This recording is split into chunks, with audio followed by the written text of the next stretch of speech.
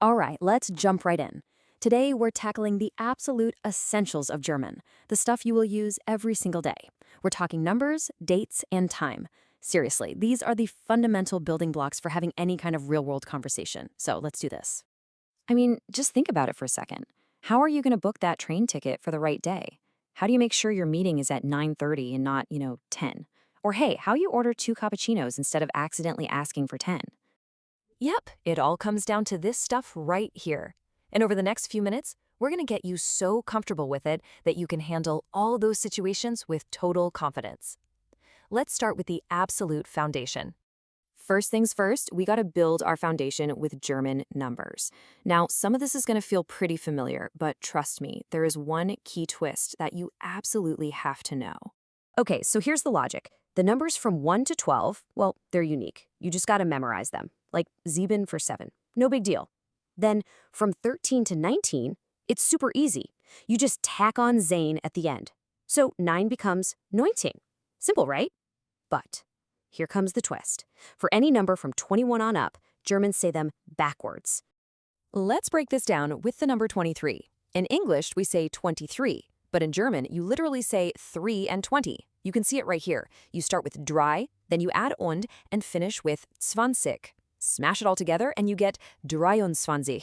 I know it feels weird at first, but once you get that right-to-left logic in your head, it really does become second nature.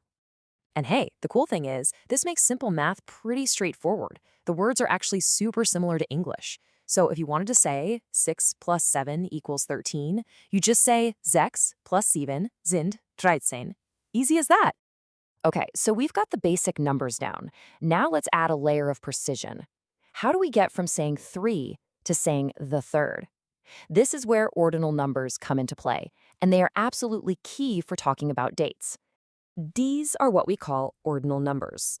Now, the general rule is pretty simple. For most numbers, you just add a te ending. So the second patient becomes der zweite Patient.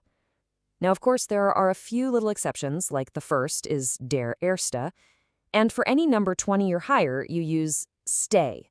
So the 21st of May becomes der einundzwanzigste Mai. So let's put this into practice with a real date. Remember, in Germany, it's day, then month, then year. So this date right here becomes der dritte Februar, that's using the special ordinal for 3, zweitausendvierundzwanzig. See how it all stacks together? The number rules and the ordinal rules, they just click into place. All right, we've got numbers, we've got dates. Now for the final piece of this puzzle, telling time. And in German, there are two main ways to do this, and you're going to hear both of them all the time. Let's take a look at 8:15. Now, the official way, the one you'll see on train schedules and news reports, is super simple. You just say the numbers, 8:15. But in everyday conversation, you're much, much more likely to hear the colloquial way, Viertel nach acht, which literally means a quarter after 8. Let's try another one, 16:45, or a quarter to 5. Again, the official time is just literal, 16:45. But colloquially, you just say Viertel vor 5, which means a quarter to 5. Honestly, mastering quarter past and quarter to is probably your biggest key to sounding like a native speaker. Okay, hang with me for a quick but really important grammar point. It turns out that how you talk about time can actually change your sentence structure.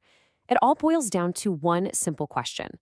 Are you talking about how long something takes or when, specifically, it happens? This little chart breaks it down perfectly. If you're talking about a duration, how long something lasts, the phrasing is really direct. I'm staying for 1 week is just ich bleibe eine Woche. But if you're talking about a specific point in time, like when something happens, you'll often use a preposition like am. So we're meeting in the evening becomes wir treffen uns am Abend. It's a subtle difference, but it's a really powerful one. So we've covered numbers, dates, official time, colloquial time, and even a little bit of grammar. You have all the tools you need, so now let's prove it. Let's decode a real German sentence together. Okay, take a look at this. It's a sentence from a scientific text. I know it might look a little intimidating, but I promise you, you already have every single skill you need to understand every number, date, and time reference in here. Let's just break it down piece by piece. Let's just start with the very first number we see in there, 24. And in the sentence, that's 24 Proben, 4 and 20. See? That's our backwards rule from the very beginning. You totally know this. Okay, what's next? Oh, the date. Am 3. Mai 2024. It's not 3 May, it's the 3rd of May, using that ordinal number rule we just talked about. Perfect. In the time? 9:30. That's just our simple, literal, official time for 9:30. Super straightforward. And finally, we see dauerte 2 Stunden. It lasted for 2 hours. That's a duration, right? Not a specific point in time.